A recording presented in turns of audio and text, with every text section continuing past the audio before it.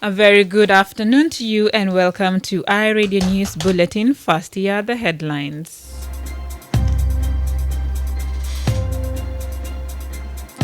The SPLM-IO is calling for regional and international intervention to resolve differences after it suspended its participation in the meetings of the security mechanism.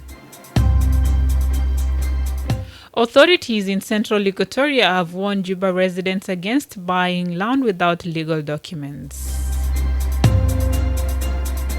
And the president of South Sudan Orthopedics and Trauma Society says most of the surgeries performed during the medical outreach in western Bahr Ghazal state are as a result of neglected bone fracture.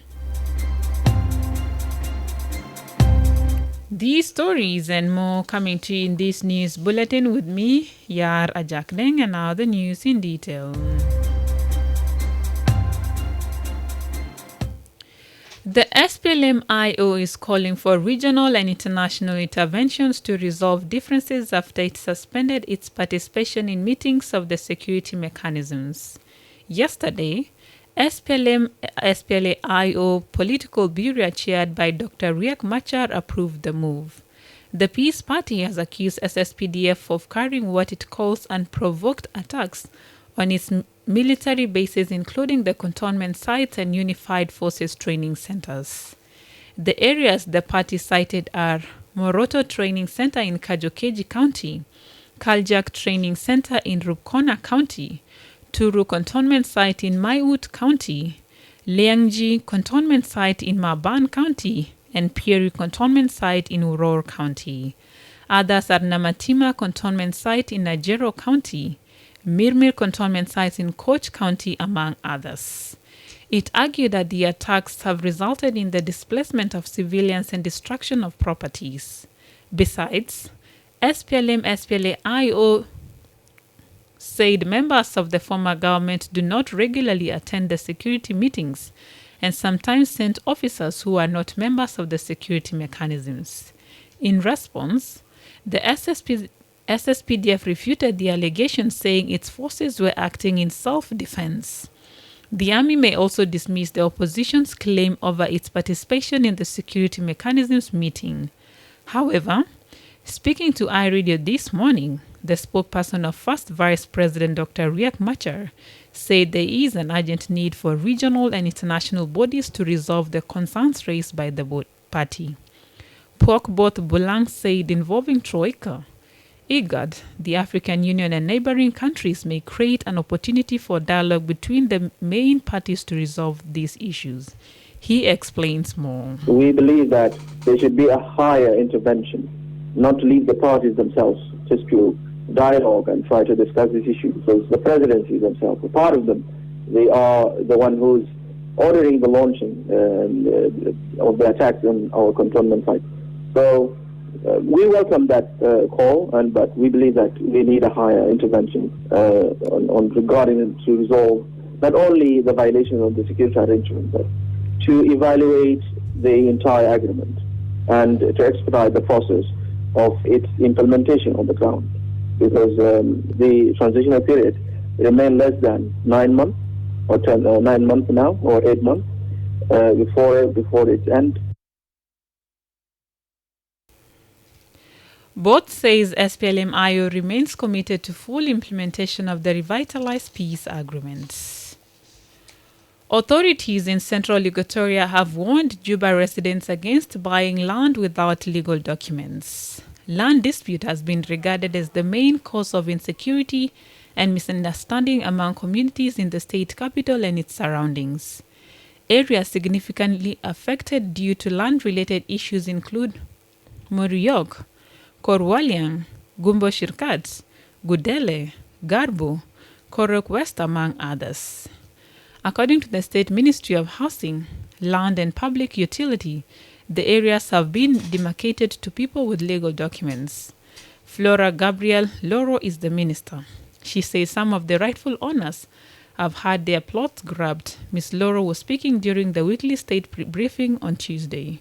We found challenges because of insecurity and sometimes because of other people who are land grabbers who actually took over the land which has been demarcated to the people. with these problems, we are now taking it as a ministry to make showing for everybody who have been demarcated the area.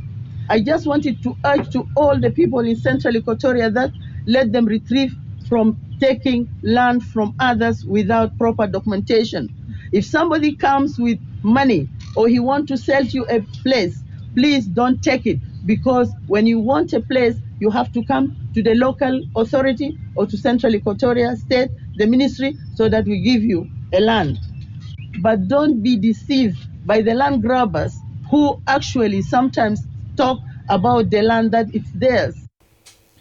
Minister Flora is asking those occupying other people's piece of plot, including houses, illegally to evacuate. I'm just urging that it's time for you people to leave the houses for the other people to go in. I know it's very difficult because some of you are not ready, but we have stayed for almost 1 year or more. We're evicting people from the houses so that we occupy the political post holder of Central Equatoria State.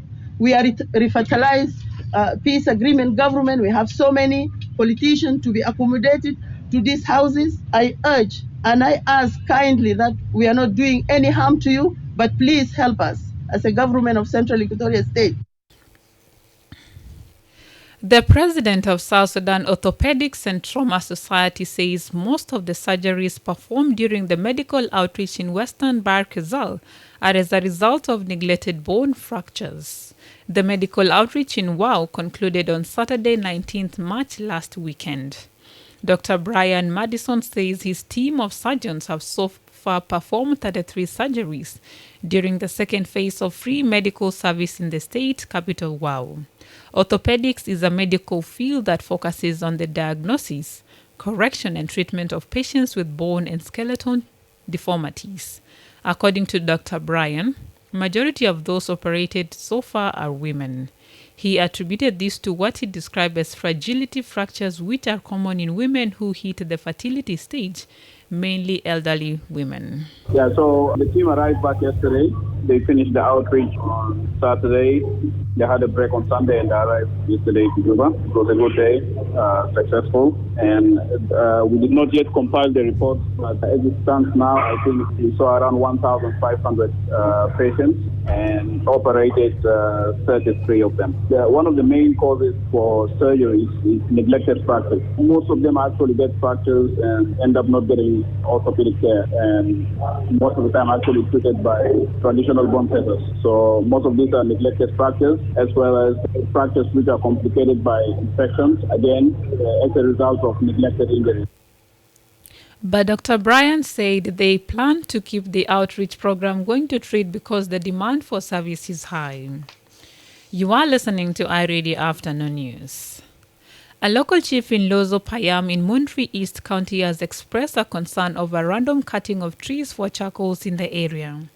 Oliver Matthew Bonner alleged that some SSPDF soldiers deployed in the area are among those cutting trees, she said, for survival. Bonner spoke to iRadio from the area this morning. Chief Oliver Matthew Bonner, however, recommended that the army leadership provides the soldiers with timely food. This, according to her, will reduce their dependence on charcoals as the only means for survival. When contacted by iRadio, the SSPDF spokesperson, Major General Lulroy Kong, declined to comment on the matter. According to the UN Environmental Programme, despite South Sudan being one of Africa's lowest population densities, the country's forests remain under immense pressure from charcoal and fuel wood production and consumption.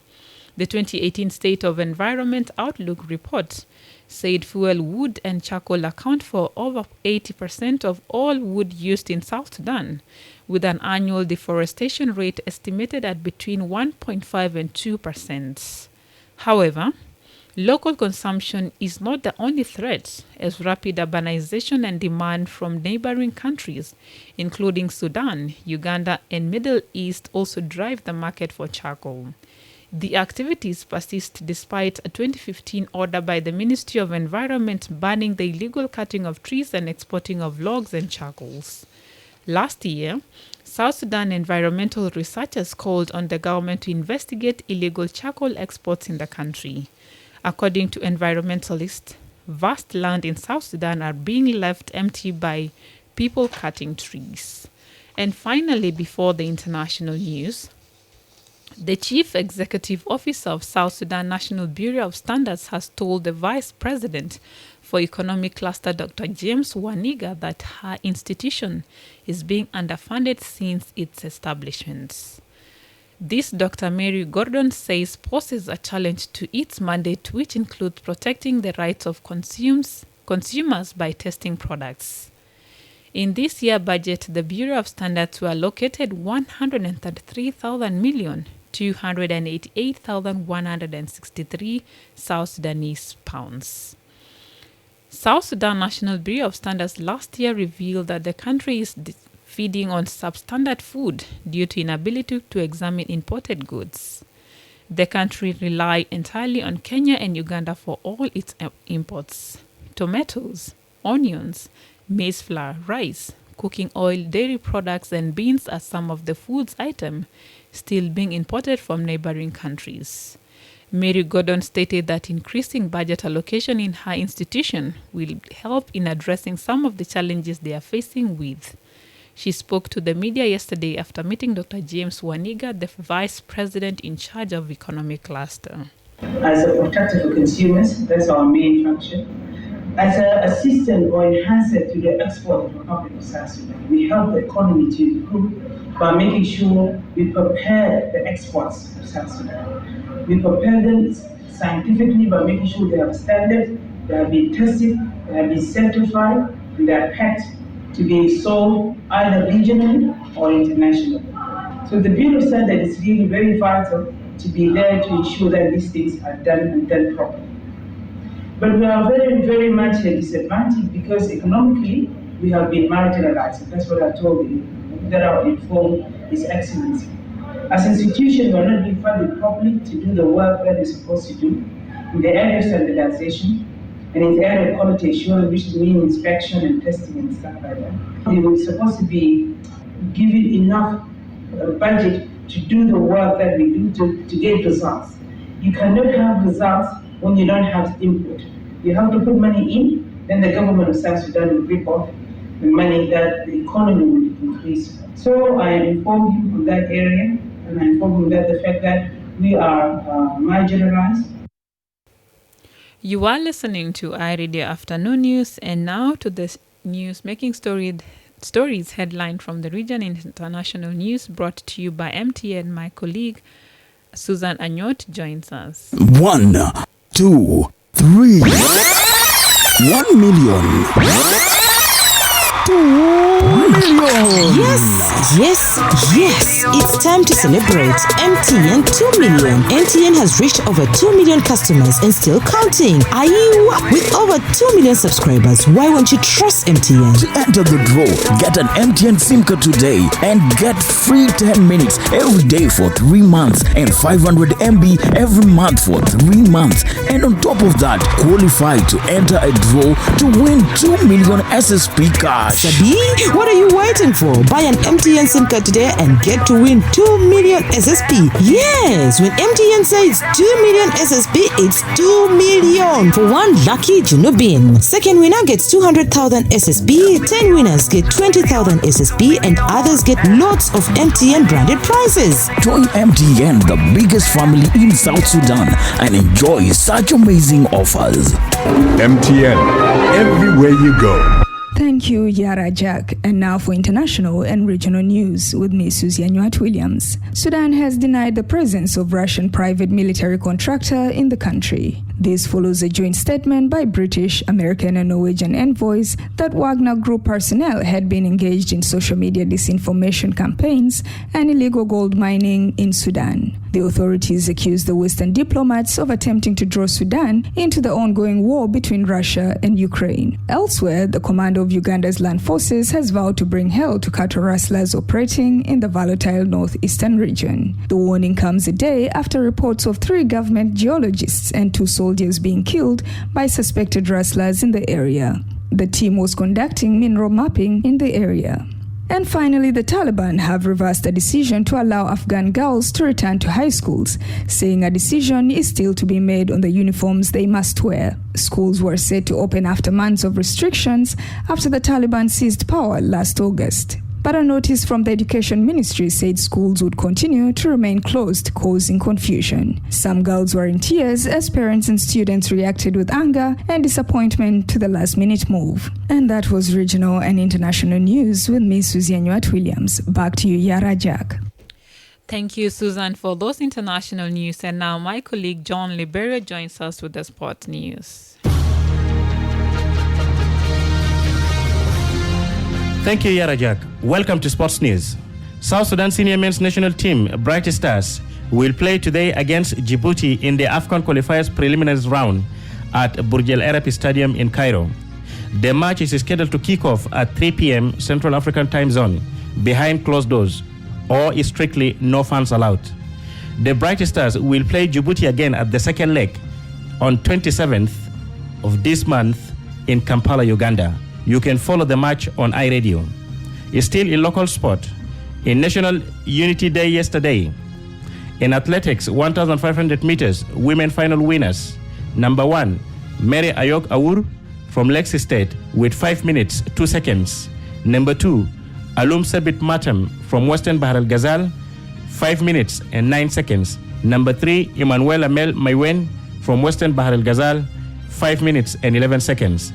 And in 1,500 meters men, final winners. Number 1, Diang Anenyel, Northern Bahar al Ghazal, 4 minutes, 18 seconds. Number 2, Abraham Aping Alel from Lexi State, 4 minutes, 21 seconds. Number 3, Daniel Chiliu Duong from Lexi State, 4 minutes, 23 seconds. Number 1, Alche Bate has shocked the sporting world by announcing she will retire from professional tennis at just 25. The Australian made the announcement on social media on Wednesday, saying she was leaving to chase other dreams. She said she was absolutely spent and physically, I have nothing more to give. Bate won 3 Grand Slam singles events, including this year's Australian Open in January. And in Women's Champions League, Barcelona scored 2 late goals as they came from behind to beat rivals Real Madrid and take the first leg advantage in the Women's Champions League quarter-final tie 3-1. The winner of this tie will play either Arsenal, the only English side left in the competition, or Wolfsburg for a place in the final. In other match, Marie Antoine Katoto scored twice as Paris Saint-Germain claimed a slender win at Bayern Munich in their Women's Champions League quarter-final first leg match. And that was the end of Sports News with me, John Liberio, and back to my colleague, Yara Jack. Thank you, John Liberio. And now to end this news bulletin, here is a recap of the main headlines again.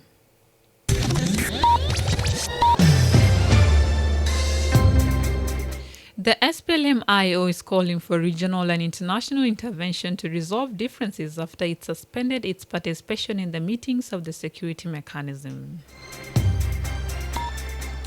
Authorities in central Equatoria have warned Juba residents against buying land without legal documents. And the president of the South Sudan Orthopedics and Trauma Society says most of the surgeries performed during the medical outreach in Western Bahr Ghazal are as a result of neglected bone fractures. That's the end of iRadio Afternoon News. You can also get these stories and updates by subscribing to iRadio News Alert on your MTN South Sudan number. Call 700-700# and follow the instructions. If there is a story or an event you would like iRadio to cover or report about, please send us a text message on +211 912 986 986. It is also our WhatsApp number. Follow us on Twitter at iRadio Juba, like our Facebook page iRadio, subscribe to our YouTube channel iRadio South Sudan, and watch our comprehensive interviews. You can also visit our website and listen to us online at www.iradio.org. Stay tuned for the news in Arabic at 1:30 the hour. I am Yar Ajak Deng. Thank you for listening.